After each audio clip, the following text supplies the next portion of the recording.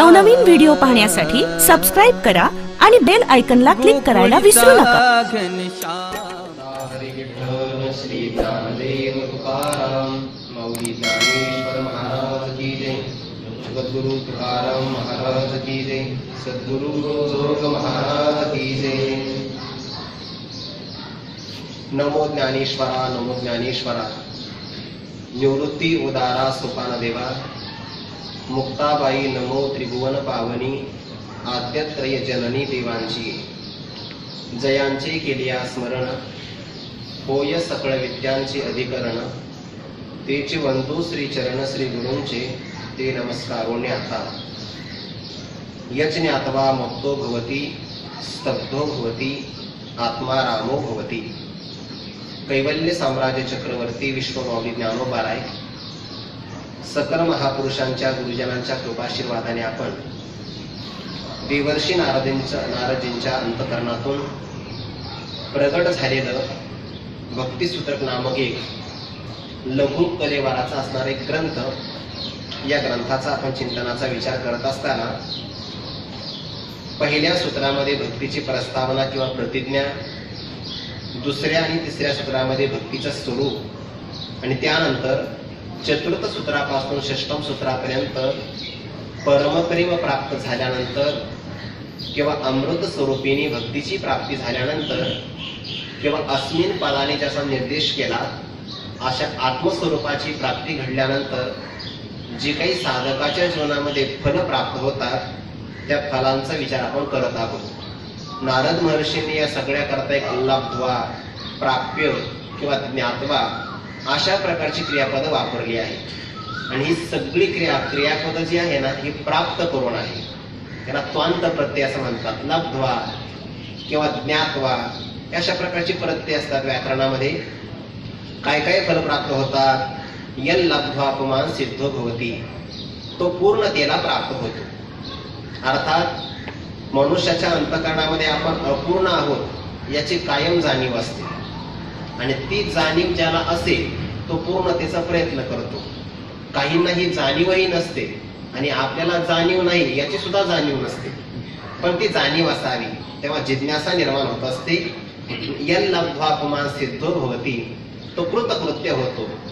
कृतकृत्य झालो, इच्छा केली ते पावलो, आता या पलीकडे काही प्राप्तव्य नाही म्हणून सिद्ध अवस्थेला प्राप्त झाला। सिद्धो न पश्यति यतो ध्यमगत स्वरूपम असा एक श्लोक आज येणारच आहे चिंतना करता। सिद्ध अवस्थेला प्राप्त झाला महात्मा। अमृतो भवती, अमर स्वरूपाला प्राप्त होतो।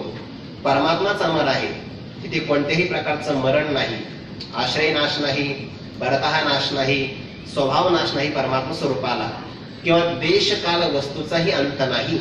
म्हणून अशा स्वरूपाला प्राप्त झाल्यानंतर अमृतो भवती, पुन्हा पुमा सिद्धो भवती, अमृतो भवती, तृप्तो भवती। विषयांच्या माध्यमातून तृप्त नाही होत का मनुष्य? होतो, पण क्षणभर तृप्त होतो आणि या तृप्तीच्या पाठीमागे अतृप्तीच लागलेली आहे। ज्ञानोबाराय म्हणतात, इंधने आगीसी हातात चढे। अग्नी आपण मालवण्याकरता त्यामध्ये जर इंधन टाकलं तर अग्नी बंद होत नाही, उलट अधिक भडकतो। न जातु काम कामानाम उपभोगेन शाम्यते, हविषा कृष्णमर्पमेव भूय एवाभिवर्धते। भागवतामध्ये हा विचार आलेला आहे बघा। कोणत्याही प्रकारे कामनेचा विषय भोगल्यानंतर कामना तृप्त नाही होत, अधिक वाढतात आणि जरी विषयाने तृप्ती झाली त्याला संकुशा किंवा मर्यादा असते।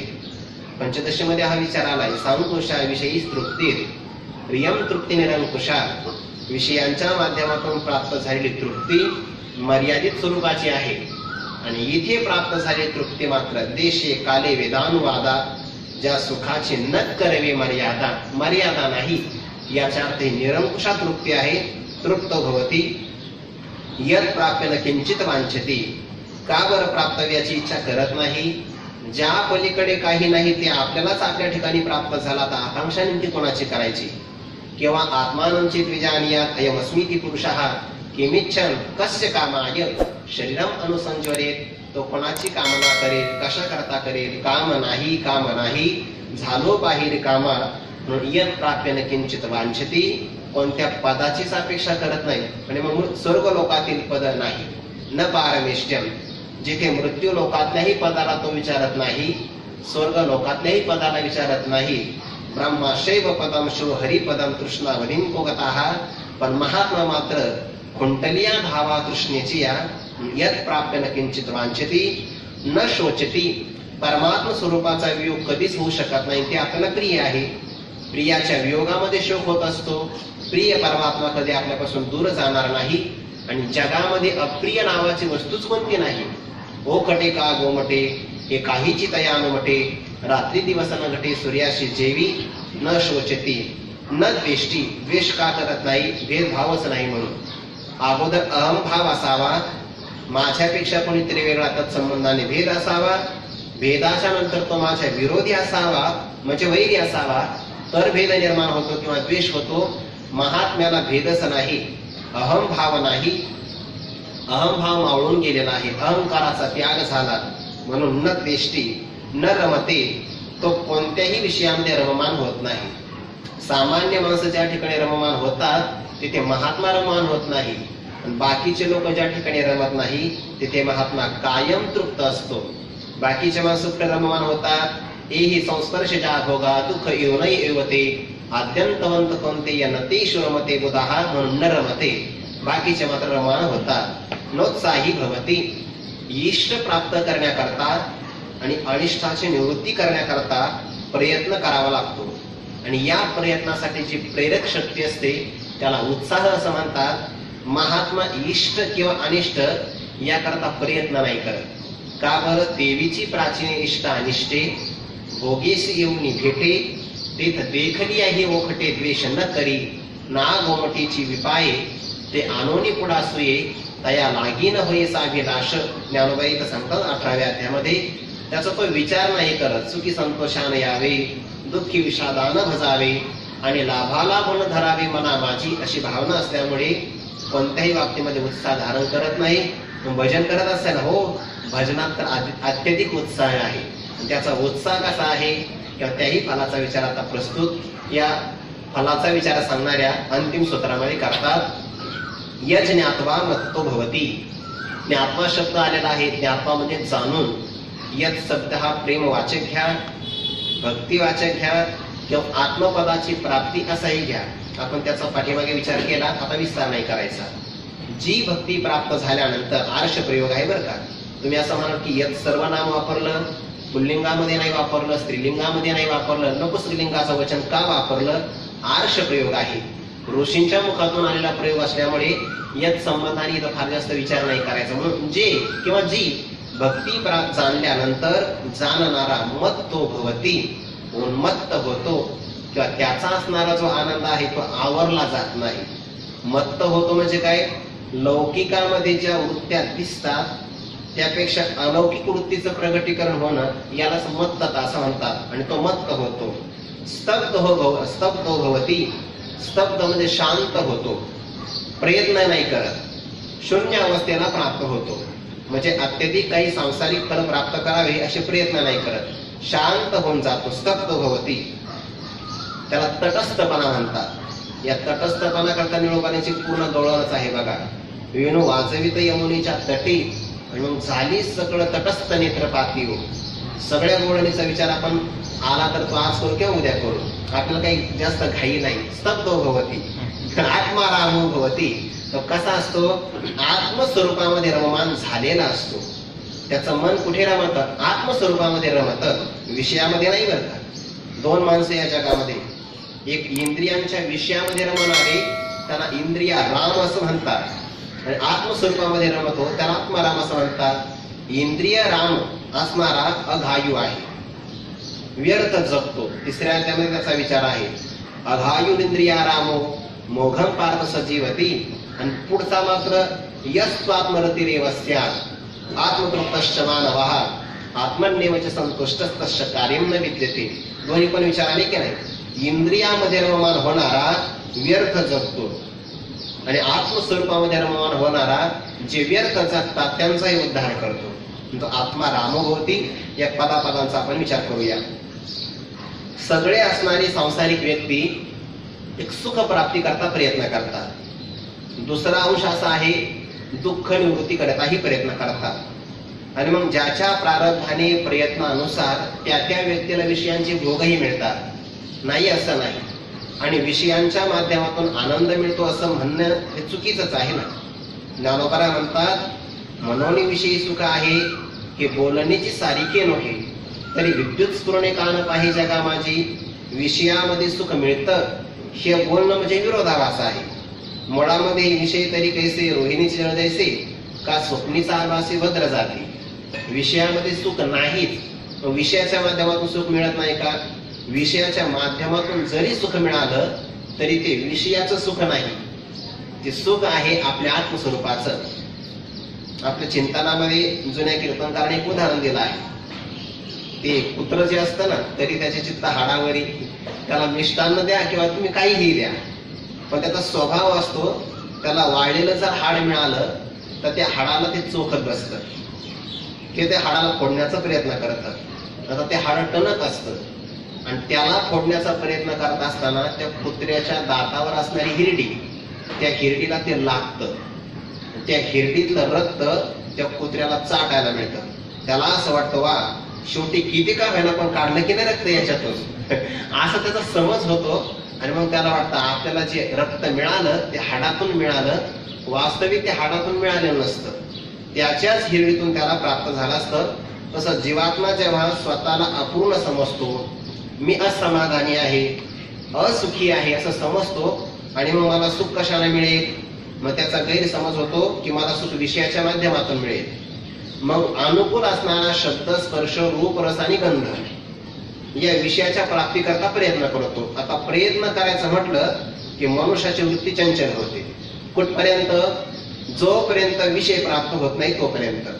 आणि एकदा विषय प्राप्त झाला की ती वृत्ती थोडीशी स्थिर होते. आता स्थिर झालेली वृत्ती हे सत्वगुणाचं कार्य आहे ना, अंतःकरणच मुळात सत्वगुणाचं कार्य आहे, त्यामुळे वृत्ती सुद्धा काय आहे? सत्वगुणाची. आता स्थिर झालेल्या वृत्तीमध्ये जो आपला आत्मा आहे आनंद स्वरूपाचा, त्या आनंदाचं त्या वृत्तीमध्ये भान होतं, प्रतिबिंब पडतं. जसं की एखाद्या वाटीमध्ये पाणी असेल आणि ते पाणी जर आपण इथे ठेवलं किंवा या वरतीही ठेवलं, या मजल्यावर, तर चंद्राचं स्पष्ट प्रतिबिंब स्वच्छ पाण्यामध्ये पडू शकतं. पण पाणी स्वच्छही पाहिजे आणि स्थिरही पाहिजे. जर पाणी हलत असेल, प्रतिबिंब हलेल, गढूळ असेल तर स्पष्ट प्रतिबिंब पडणार नाही. तसं अंतःकरण स्थिर झालं तर त्या स्थिर अंतःकरणामध्ये आत्मस्वरूपाचं भान होतं. म्हणून जो व्यक्ती जितका स्थिर असतो, जितका एकाग्र असतो, ज्याच्या मनामध्ये जितके विकार कमी असतात, तितका व्यक्ती समाधानी असतो. समाधानाकरता सगळेच प्रयत्न करतात, पण सगळ्यांचे अंतःकरण शुद्ध का अशुद्ध याचा विचार नाही करत कोणी. शुद्ध अंतःकरण असेल मग सुख आपल्या जवळच आहे, शोधावं लागत नाही. किती जवळ आहे? ते आपलं स्वरूपच आहे. वृत्तीमध्ये ते अभियुक्त नंतर होईल. पहिल्यांदा अंतःकरण शुद्ध करावं लागेल, आणि ज्याचं अंतःकरण शुद्ध आहे त्या व्यक्तीला दुःखाची कधीच कमतरता, आपलं सुखाची कमतरता नाही. ज्ञानोबा म्हणतात बघा, देखी अखंडित प्रसन्नता आती जेथ चित्ता तेथ रिगणे नाही समजता संसार दुःखा. तैसे हृदय प्रसन्न होय तरी दुःख कैसे की आहे. जर अंतःकरण प्रसन्न झालं म्हणजे शुद्ध झालं. शुद्ध अंतःकरणामध्ये परमात्म्याचं कायम प्रतिबिंब पडतं आणि त्यालाच आनंद असं म्हणतात. मग विषयाच्या माध्यमातून आनंद मिळाला तरी पण तो विषयाचा आनंद नाही, तो आत्मस्वरूपाचाच आनंद असतो. मग त्यापेक्षा आपण एकच काम करू नये, विषय संपादन करत राहू, आनंद भोगत राहू, तसं नाही. कारण विषयाच्या माध्यमातून मिळालेला आनंद हा क्षण मात्र आहे, विकारी आहे, नाशिवंत आहे, परतंत्र आहे, आगमापायीन आहे. कारण अर्थानाम अर्जने क्लेशस तथैव परिपालने नाशी दुःखम वे दुःखम दीर्थान क्लेशकारिणः. अर्थ म्हणजेच विषय थोडक्यामध्ये. मग त्याच्या प्राप्ती अगोदर प्रयत्न कष्टच आहे. बरं, तो विषयाचा आनंद घेत असताना कदाचित कुणी येणार तर नाही, या आनंदात प्रतिबंध तर करणार नाही, असाही कायम भीतीचा भाव असतो. म्हणजे विषयाचा आस्वाद घेत असताना सुद्धा आनंद परिपूर्ण नाही. आणि विषय नष्ट झाला तर मग कष्टच कष्ट, असं विचार सागरामध्ये वाक्य आहे. नष्ट झाला की कष्ट, म्हणजे तिन्ही काळामध्ये विषय दुःखालाच कारण. आणि म्हणून महात्मे जे असतात विषयाच्या आनंदामध्ये रममान होत नाही. मग त्यांचा विषय काय असतो? विषय तो त्यांचा झाला नारायण. परमात्म स्वरूपाला ते विषय करतात. किंवा गवळणीचा विचार आहे ना, एक विषय येतो सकळांचा हरी, मग त्याच्या आवडीने आवडी इतर परमात्मा संबंधाने बाकीच्या आवडी असतात. थोडक्यामध्ये सगळेजण विषयाच्या सुखाकरता प्रयत्न करतात आणि थोडासा सुखाचा लाभ झाला की त्या आनंदामध्ये व्यक्ती स्वतःला आनंदित समजतो. मग त्या आनंदाचा जो आविर्भाव होतो त्याला मत्त अवस्था असं म्हणतात. त्या मत्त अवस्थेवर येतो, मग नाचूही शकतो, गायनही करू शकतो, उड्याही मारू शकतो. पण विषयाच्या मिळणारा आनंद क्षणभंगूर असल्यामुळे तिथली असणारी मत्त अवस्था सुद्धा क्षण मात्रच असते. नाथ महाराजांनी चिंतन केलंय बघा तसं, जो मोली मदिरा खाये तो मदिरानंदे नाचे गाये, जेने ब्रह्मानंद सेवेला आहे तो केवी राहे आवरला. सामान्य असणारी मदिरा प्राशन केली तर त्या व्यसनामध्ये सुद्धा माणसं उड्या मारतात ना, पण कुठपर्यंत उतरत नाही तोपर्यंत. एकदा ती मदिरा असणारी व्यसन किंवा संपून गेलं, शांत होऊन जातो, मग त्याला कळतं की अरे आपले कपडे फाटले बरं का. त्या अवस्थेमध्ये नाही कळत, पण नंतर कळतं त्याला की अरे ही आपली अवस्था झाली, कारण व्यसनाची असणारी अवस्था निघून गेली. पण मत्त असणारी अवस्था निघून जाणारी आहे. पण जो ब्रह्मानंद एकदा स्वरूप प्राप्त झाला तो ब्रह्मानंद कधी जात नाही. आणि त्या अवस्थेमध्ये महात्मा मात्र मग या भक्तीमध्ये 5 प्रकारच्या क्रिया त्याच्याकडून घडतात. भागवतामध्ये हा विचार आलेला आहे बघा, काय काय क्रिया घडतात सांगितलं आहे. भक्ती स्वरूपाकरता भक्तांनी व्रत धारण केलं. कोणतं व्रत धारण केलं? श्रवण सुभद्रा आणि रथांग पानेर, गीतानी नामानी नाही, गीतानी नामानी कर्मानी च यानी लोके, गीतानी नामानी तदर्थकानी, गायन दिलज्जो विचारित संघाहा. बहुतेक 11व्या स्कंदात श्लोक आहे, काही पद मागे पुढे झाले वाटतं. श्रवण सुभद्रा आणि रथांग पानेर, जातानी कर्मानी च यानी लोके, गीतानी नामानी तदर्थकानी, गायन विलज्जो विचारित संघाहा. तो काय करतो? ज्याने भक्ताच्या रक्षणाकरता चक्र आपल्या हातामध्ये धारण केलं आहे, अशा परमात्म्याची अत्यंत मंगलकारक असणारी जी कर्म आहे, नाम आहे, त्या अर्थाला विषय करणारी जी काही गीता आहेत, त्या पदाचा तो लज्जेचा परित्याग करून आसंग होऊन आचरण करतो. गायन विलज्जो विचरित संघाहा, विचरित म्हणजे विचरण करतो. आणि असं ज्याचं व्रत आहे ते व्रत धारण केलेल्या महात्म्याच्या अंतःकरणामध्ये प्रेमाचा भाव आविष्कार होतो. या करताची सांगायचं आहे.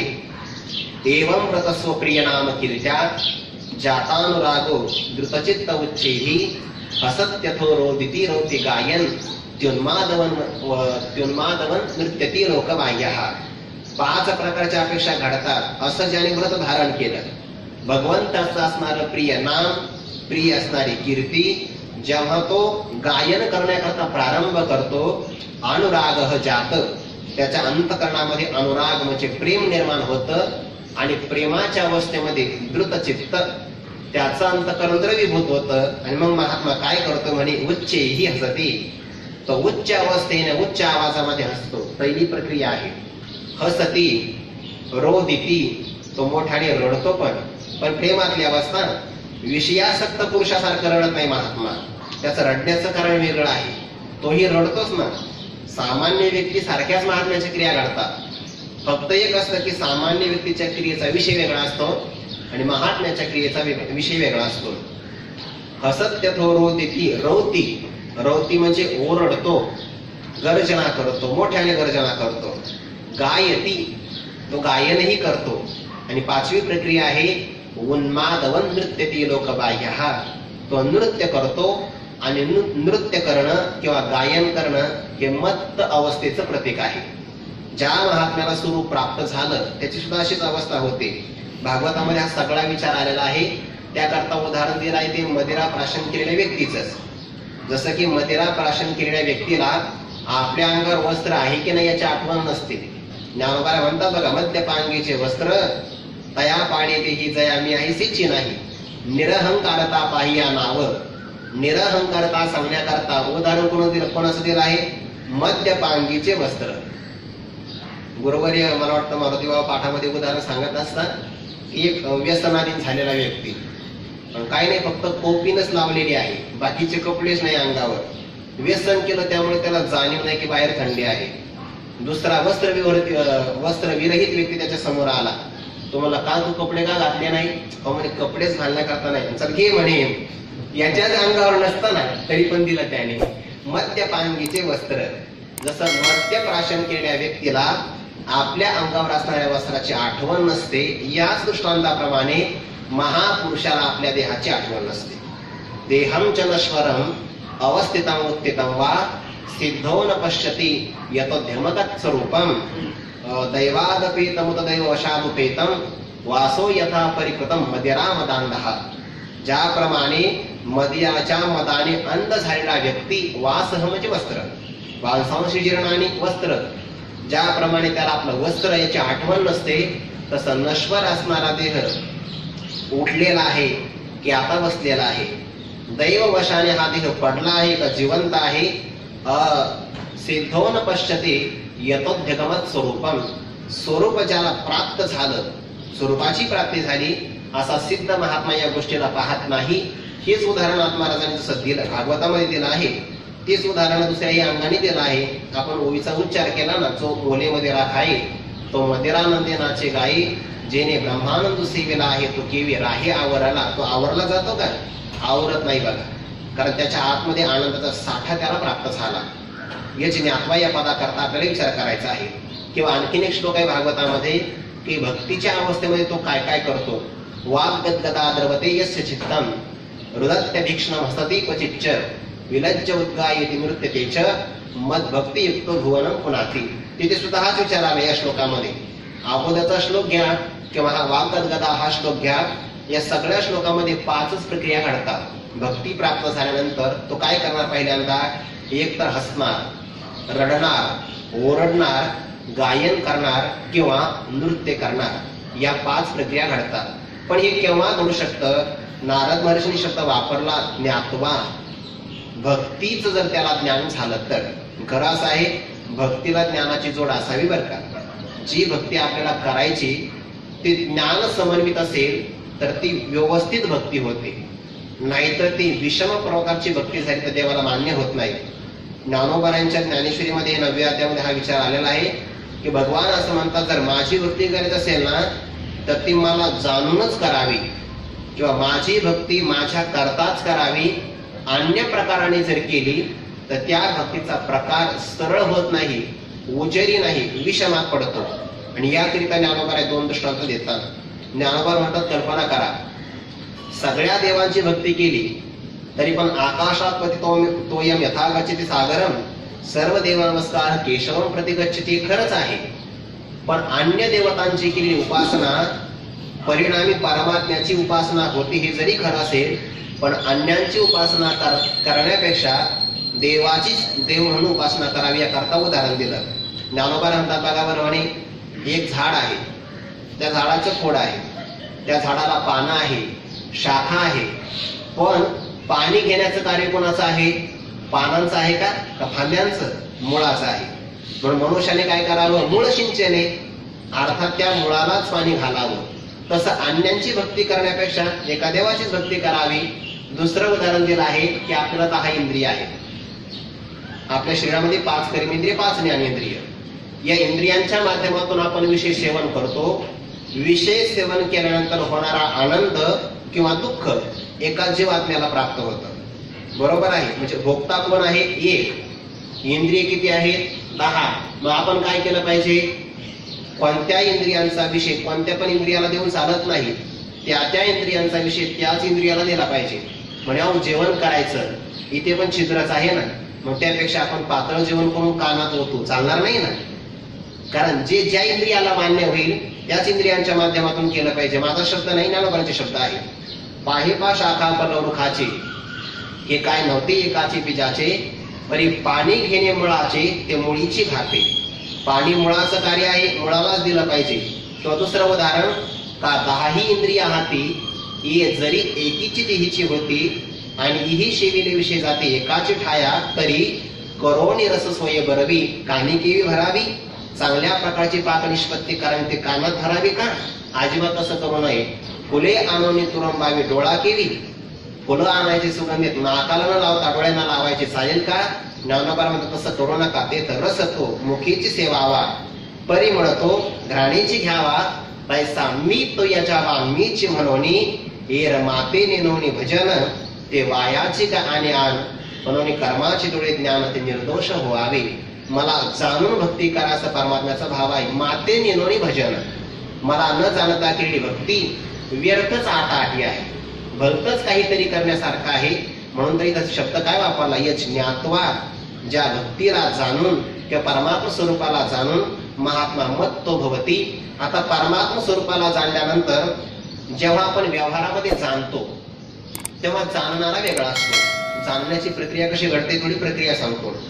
आता हे चालू आहे म्हणून प्रक्रिया सांगावी लागते ना, आणि विषयाचं स्पष्टीकरण झालं पाहिजे. प्रक्रिया कशी घडते, आपल्याला कोणतंही जेव्हा ज्ञान होतं त्या ज्ञानाचं असणारं साधन त्याला शास्त्रीय भाषेमध्ये करण असं म्हणतात, आणि ज्ञानाचं साधन आतच आहे म्हणून त्याला अंतःकरण असं म्हणतात. जेही ज्ञान होतं ते अंतःकरणालाच होतं, कारण ते सत्वगुणाचं कार्य आहे.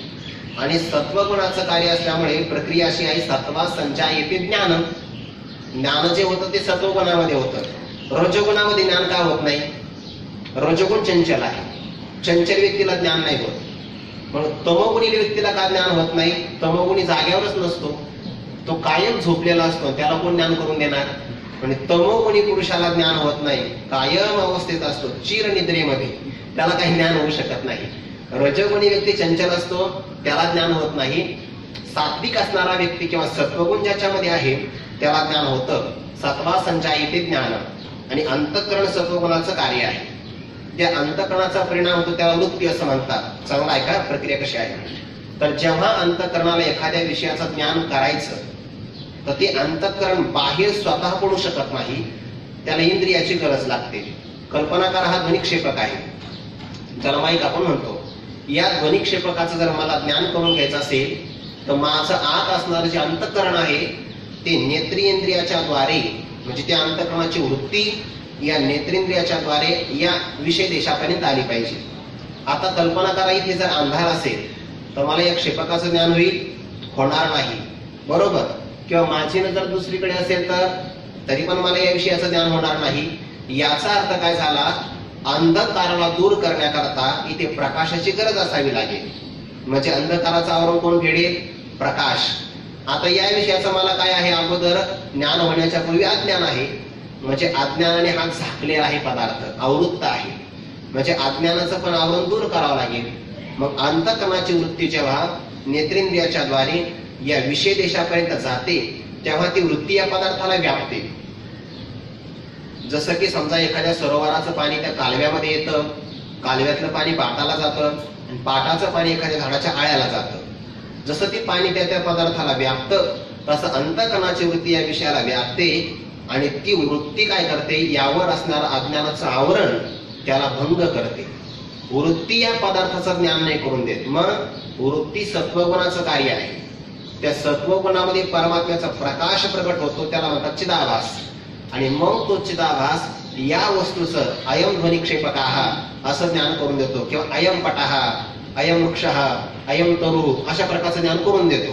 हे कोण करून ज्ञानाची प्रक्रिया, अंतःकरणाची वृत्ती नेत्रेंद्रियाच्या द्वारे विषय देशापर्यंत जाते, प्रकाशाच्या माध्यमातून अंधार दूर होतो, वृत्ती अज्ञानाच्या आवरणाला भंग करते. वृत्तीस्थ असणारा चिदाभास किंवा चैतन्याचा प्रकाश या पदार्थाचं आपल्याला ज्ञान करून देतो. पण या बाह्य विषयाच्या ज्ञानामध्ये पदार्थ वेगळा असतो आणि जाणणारा वेगळा असतो. म्हणजे ज्ञेय वेगळं आहे आणि ज्ञाता वेगळा आहे. पण भक्तीच्या स्वरूपामध्ये या ज्ञातवा जेव्हा हा असणारा, बाहेर तर काही परमात्म्याला जाणायचं नाही, परमात्मा आतच आहे, आतच परमात्म्याला जाणायचं आहे. आता वृत्ती काही बाहेर येण्याचं कारणच नाही. म्हणून जेव्हा श्रीगुरु आपल्याला उपदेश करतात किंवा आपल्याला भक्तीची प्राप्ती होते तेव्हा आत असणारा जो परमात्मा, त्यावर असणारा अज्ञानाचं आवरण, ती वृत्ती परमात्मा स्वरूपाला विषय करत असताना अहम ब्रह्मास्मी कारक होते, किंवा परमप्रेमाने समन्वित असणारी भगवंताच्या आकाराची होते, आणि मग ती अज्ञानाला भंग करते. आता वृत्तीस्थ असणारा जो चिदाभास तो बाहेरच्या पदार्थाचं जसं प्रकाशन करतो तसं आतल्या पदार्थाचं प्रकाशन नाही करू शकत. का? कारण आतमध्ये सूर्यच आहे आणि तिथे वृत्तीस्थ असणारा चिदाभास म्हणजे काजव्याप्रमाणे आहे. मग तो का त्याचं प्रकाशन करणार आहे का? करू शकत नाही. आता वृत्तीने अज्ञानाला भंग केलं, वृत्तीचं कार्य संपलं, राहिला फक्त चिदाभास. मग तो प्रकाशन नाही करत. तो चिदाभास त्या परमात्म स्वरूपाचाच अंश असल्यामुळे परमात्म स्वरूपाशी एकरूप होतो. जसा मिठाचा खडा समुद्रामध्ये पडला, समुद्र स्वरूप होतो, तशी संकल्पने काढिले, जयाचे चित्त चैतन्य चाहले, तेने एक देशीय परी व्यापिले लोकत्रय. आणि मग त्या स्वरूपाला जेव्हा तो प्राप्त होतो ना, तेव्हा तो एक रूपालाच प्राप्त होतो, भिन्नत्वाला राहत नाही. जे जाणीतली आवरते, काही करणे नाही जेथे, जाणण्याची तन्मयाते आणि जयाचे. म्हणजे बाहेरच्या पदार्थाला जाणलं की जाणणारा वेगळा राहतो, आणि परमात्म स्वरूपाला जाणलं की तो परमात्म्याशी एकरूप होतो. आता परमात्मा मुळामध्ये आनंदाचा सागर आहे, आणि मग जो या सागराशी एकरूप झाला तो आवरला राहील का? म्हणून तो मत्तो भवती, आणि तो मात्र उन्मत्त होतो. आणि मग उन्मत्त अवस्थेमध्ये तो 5 प्रकारची क्रिया करू शकतो. रोदिती, हसती, रवती, गायती किंवा उन्मादवन नृत्यती लोकबाह्य. अगदी लोकांच्याही पेक्षा तो वेगळ्या प्रकारचं नृत्य करतो. या 5 क्रियापदांचा थोडासा आपण विचार करू, कारण तो आवश्यक आहे या पदाकरता. मत्त होतो म्हणजे नेमकं काय होतो? तर जेव्हा मत्त होण्यामध्ये 2-3 प्रक्रिया आहे. मत्त झालेला व्यक्ती स्वतःला विसरतो, मद्यपांगीचे वस्त्र. मत्त झालेला व्यक्ती आवरला जात नाही कोणालाही, आणि मत्त झालेला व्यक्ती एखादी वस्तू दिली तर घेत नाही. हे 3 स्पष्टीकरण मला या चिंतनामध्ये लावायचे आहे, फक्त आठवण करून द्या. पहिल्यांदा त्या 5 पदाचा विचार करू, क्रियापदाचा, नंतर या 3 अवस्थेचा विचार करू. काय? वस्त्राची आठवण नाही, आवरला जात नाही कुणाला, धरिताई परी आवरला जात नाही, आणि तो एखादी वस्तू दिली तर घेत नाही. ही सगळी उन्मत्तपणाची लक्षण आहे, सगळी. मग बाकीचे उन्मत्तपणा अवस्था येण्यापेक्षा भक्तीचा उन्मत्तपणा अवस्था आलेली खूप चांगली आहे. मातले वैष्णव नटते नाना छंदे, आले की नाही शब्द मातले, किंवा जे ऐसे ने सुखे मातले ज्ञानोबरांची ओवीच आहे, किंवा मातला रस आदरी श्रोत याची. या 3 पदाचा विचार पुढे करूया, आठवण फक्त राहण्यासाठी मी उच्चार केला आहे. 5 प्रक्रिया घडतात भक्ती प्राप्त झाल्यानंतर किंवा प्रेमाचा आविष्कार झाल्यानंतर. काय करतो तो महात्मा? पहिल्यांदा रडतो. का बरे रडतो? त्याचं कारण असं आहे, एखाद्या बाजारामध्ये एखादा लहान मुलगा जर हरवला, तुका म्हणे माता बाळ चुकलिया म्हणी, न पवता जननी दुःख पावे विठ्ठले. जे आई वाचून अन्य कोणाला स्मरतच नाही. ज्ञानोबाला म्हणतात, तो लहान मुलगा आईशी इतका अनन्य असतो, त्याच्या समोर रंभा जरी आली स्वर्गातील तरी तो नाही विचार कोणाला. काय आपली माये कुब्ज जरी आहे तरी जिये ते नोहे स्नेह पुरेकी, एरी जिया पराविया रंभे होणी बरविया, या काय कराविया बाळकेतेने. रंभेपेक्षा सौंदर्य संपन्न असणाऱ्या स्त्रिया इतर जर आल्या तर त्याला काहीही घेणं देणं नाही, कारण तो आपल्या मातेशी अनन्य आहे. आणि अशी आई बाजारामध्ये जर चुकामुक झाली तर बालक काय करतो? शोध घेतो, रडतो. इतका रडतो की त्याच्या डोळ्यातले अश्रूही संपून जातात, पण मातेची मात्र त्याला भेट होत नाही. अकस्मात एखाद्या असणाऱ्या महात्म्यानी त्या आईची आणि त्या बाळकाची जर भेट घालून दिली तर, ते ज्ञानोबांनी शब्द सुद्धा वापरलाय बघा, अनन्य जीवना माता बाळका जैसी. ओवी डोळ्यासमोर नव्हती बघा, बरोबर आठवली. ज्ञानोबाने करतात कृपा. तैसा भक्ता गीतेशी भेटी करी जो आदरेशी, तो देहा पाठी मजसी एकची होय, अनन्य जीवना माता बाळका जैसी. मला ओवीचं नेमकं काय पद आहे आठवत नाही, जेवढं कामाचं तेवढं बरोबर आठवत आहे. ज्ञानोबाला करतात बघा, ती थोडं चार्जिंग सगळी होती ना आपली. अनन्य जीवना माता बाळका जैसी. मग एखादा महात्मा जसा त्या आईची आणि बाळाची भेट घालून देतो. आता बघा, भेटीच्या अगोदरही मुलाचे अश्रू सुकले होते, पाण्याचा थेंब नव्हता डोळ्यामध्ये, आणि मातेची भेट झाल्याबरोबर पुन्हा रडतो. आता अगोदरची भेट वियोगातली आहे, नंतरची भेट संयोगातली आहे. अगोदरचं रडणं दुःखातलं आहे, नंतरचं रडणं प्रेमातलं आहे. म्हणून ह्या महात्मा सुद्धा बहुनान जन्मना म्हणते ज्ञानवान माम प्रपद्यते, वासुदेव सर्वमिती स महात्मा सुदुर्लभः. अनंत जन्म झाले माझे, परमात्म्याची मला भेट झाली नाही. बहुजन्मी केला लाग तो हा भाग लाभलो. या जन्मामध्ये परमात्मा दर्शन झालं, मग आता रडणं होणार नाही का? म्हणून रोदिती, तो रडतो बघा. म्हणून आणि उच्चही रोदिती, रडतो. आणि वार रुदन चालू असतं, कारण मला परमात्म्याची भेट झाली. जीव परमात्मा दोन्ही बैसरे क्या सनी जयाचे हृदय भुवनी विराजती, म्हणून तो महात्मा आता रडतो. आता हे रडणं आनंदातलं रडणं आहे, हे काही विषयासाठी रडणं नाही म्हणून रोज येते. पण हसती का बरं महात्मा हसतो? तो विचार करतो, ज्या परमात्म्याची मला भेट झाली तो परमात्मा माझ्यापेक्षा दूर होता का? माझ्या जवळच होता. किती जवळ होता? माझा आत्माच होता.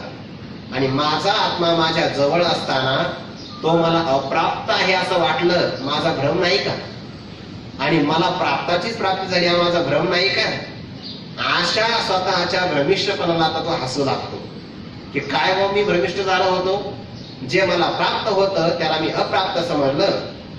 प्राप्तच होतं पण प्राप्त झाल्यासारखं मला वाटलं.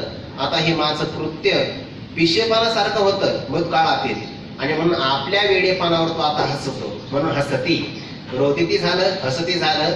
आता तो रोती म्हणजे ओरडतो का गर्जना करतो? त्याचं कारण असं आहे, काय भक्तीचं महात्म्य, काय श्रीगुरूंची कृपा आहे. श्रीगुरूंच्या मुखातून फक्त महावाक्य आलं आणि त्या महावाक्याने मला एवढा मोठा लाभ प्राप्त करून दिला म्हणून गर्जना करू लागतो. ज्ञानोबा म्हणतात बघा, तो महात्मा गर्जना करतो. कशी गर्जना करतो? काही गुरु शिष्यांची एकांती, जे अक्षरायकाची वदंती ते मेघाची अपरित्री जगती गर्जती सैंकर, ते गर्जना करू लागतात. गर्जना नामस्मरणाची करतात. कृष्ण विष्णू हरी गोविंद या नामाचे निखिल प्रबंध माझी आत्मचर्चा विशद उदंड गाती, आलं की नाही गाती. मज्जित्तामदगत प्राणा बोधयंत परस्परम कथयंत श्रमाम नित्यं तुष्यन्ति च रमन्ति च. तो महात्मा रममान होतो. भक्ती त्याला प्राप्त झाली आहे किंवा ज्ञानही त्याला प्राप्त झालेलं आहे. म्हणून अनिवार्य त्याची जेव्हा गर्जना सुरू होते, भक्तीनं माझा सगळा असणारा जगाचा भ्रम निवृत्त झाला या संबंधाने जेव्हा तो आवाज करू लागतो, गुरुकृपेचं वर्णन करू लागतो, तेव्हा तो रोती, त्याची गर्जना म्हणजे काय ओरडणं आहे. मोठ्या आवाजामध्ये तो रोडतो. मातरी वैष्णव नटती नाना छंदे गर्जना करतात. वैष्णव गर्जना करतात, हाका हरवळ्या देतात, त्याला म्हणतात रोती. पुढे आला आहे बघा गायती, तो गायन करतो. आणि मला आता पुढे नृत्यती पदा करता यायचं आहे. नृत्यती म्हणजे मत्तो भवती या करता. तो गायन का करतो ऐका. त्याच्या अंतःकरणात काय आहे? प्रेम. आणि प्रेमाचा आविष्कार झाल्यानंतर ज्याच्या संबंधाने मनुष्याचं प्रेम असतो तत्संबंधाने मनुष्य गायन करतो, बोलतच असतो. सकाळी माझा परमात्मा, या परमात्म्याचे गुणानुवाद गावावे म्हणून तो अनेक प्रकारचं गायनही करतो. आणि त्याच्या गायनातले शब्द सगळेच स्वरबद्धच असावे, अगदी तंतोतंत स्वर लागलाच पाहिजे असं काही नाही. फक्त प्रेम असावं. नये जरी तुझं मधुर उत्तर दिदला सुस्वर नाही देवी, नाही तयावीन भुकेला विठ्ठल, येईल तैसा बोल राम कृष्ण. परमात्म्याला स्वरावून काही घेणं नाही. तान मानणे देवा, परमात्मा असा आहे. नामाविनमी तसे केशवा, मग तयाचे बी 60 शब्द सुखी म्हणून येते वेद. रौताबाई पदाने सांगत असतात, हसत असे शिव्या देतात त्या गवळणी. परमात्म्याला त्या गवळणी शिव्या देतात, तर परमात्मा हसतो बघा. हसती परमात्मा हसतो, गायती. आणि आपण विष्णू सहस्त्रनाम सुरू केलं की परमात्मा कानात मोठं घालतो. बाबा सांगत असतात का बरं? कारण गवळणीच्या शिव्यामध्ये सुद्धा प्रेम आहे, शिव्यामध्ये प्रेम आहे. आणि आपल्या नामस्मरणामध्ये येर बहुत जोडते किरटे जयांची भजने भोगासाठी. त्यामुळे परमात्म्याला आपलं विष्णू सहस्त्रनाम आवडेल की नाही आवडेल सांगता येणार नाही. प्रेम असेल तर मग काही पण आवडेल, काही पण आवडतं. म्हणून हा महात्मा गायन करतो. गायी नाची उडी आपुलिया छंदे, मनाच्या आनंदे आवडीने गायन करतो. आणि पुढे शब्द आला बघा नृत्यती, तो महात्मा नृत्य करतो. ज्ञानात महाराजांनी चिंतन केलं बघा. सारोनी दुजेपणाचे काज, निरसोनी लौकिकाचे लाज, अहम भावे विन सहज, ब्रह्मानंदे अलौकिक, ब्रह्मानंदे भोजे अलौकिक नाचे, अशी ओवीच आहे. जो मोलेमध्ये काही अगोदरची ओवी आहे. सांडवणी तुझेपणाचे काज, द्वैतपणाचा भाव बाजूला सारलेला आहे. निरसोनी लौकिकाची लाज. आता मला बाकीचे लोक काय म्हणतील, मी तर गळ्यामध्ये टाळा घेतला, नृत्य करू लागलो, पण माझी शूटिंग तर करणार नाही. निरसोनी लौकिकाची लाज, याला लौकिक लज्जा असं म्हणतात. याचा परित्याग करून अहम भावे विन सहज, अहम भावाचा परित्याग करून सहज प्रेम ब्रह्मानंदी भोजे अलौकिक नाचे. तो आत्मानंदाच्या आनंदाने अलौकिक प्रकाश नृत्य करतो. आणि त्या नृत्यामध्ये ते एका सांगू का थोडस उदाहरण विस्तार मी पण सांगतो आता. हे उदाहरण मी काही चिंतन करून नव्हतं आलो, मला इथं आता आठवलं ते. नृत्य ती लोकबाह्य या लागी तो ब्रह्म लोकबाह्यता नाचे ब्रह्म उन्मादता लोकतया म्हणती पिशाचता हा बोध पंडिता सहजून कळे. असा जेव्हा तो नाचू लागतो ना, तो लोक म्हणतात काय वा नाचतो हा, देखोनी लोक पिशे करता म्हणती. त्याला लोक वेड असं म्हणतात. वास्तविक तो वेडा नसतो, म्हणणारे असतात. पण मग असं असतं की जो वेडा असतो त्याला सगळे वेडेच दिसतात. नियमच आहे ना असा.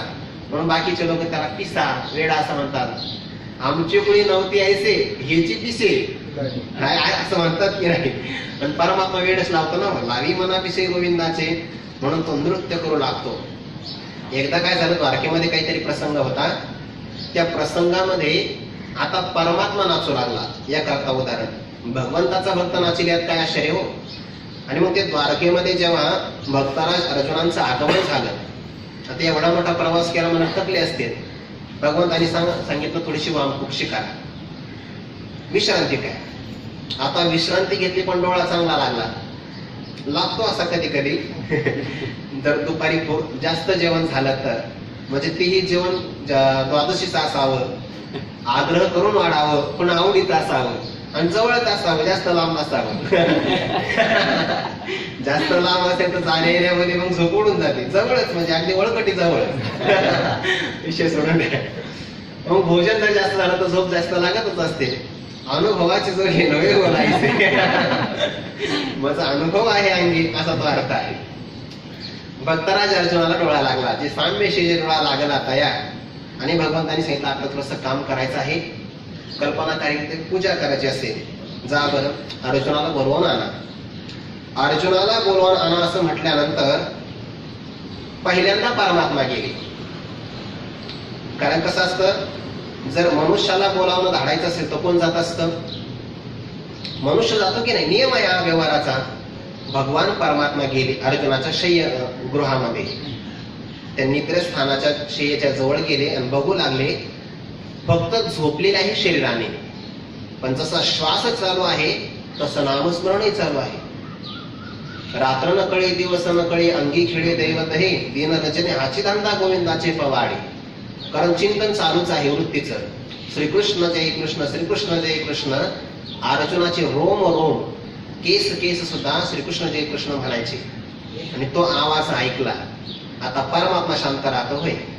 ज्या सुखाकारणे देव वेडावला, वैकुंठ सोडवणी संत सदने राहिला. परमात्म्याने नृत्य केलं. काय माझा भक्त आहे, याही अवस्थेमध्ये माझं नामस्मरण करतो आहे असं म्हटल्याबरोबर परमात्मा नाचू लागले. परमात्मा ज्ञानेश्वरीमध्ये पण नाचले बरं का अर्जुनाचा बोध बघून. या अर्जुनाची या बोला देव नाचे सुखी बोलला. परमात्मा नाचू लागले. विसरले अरे मी अर्जुनाचा गुरु आहे म्हणून. गुरुनी नाचावं काय, नाचतात ना.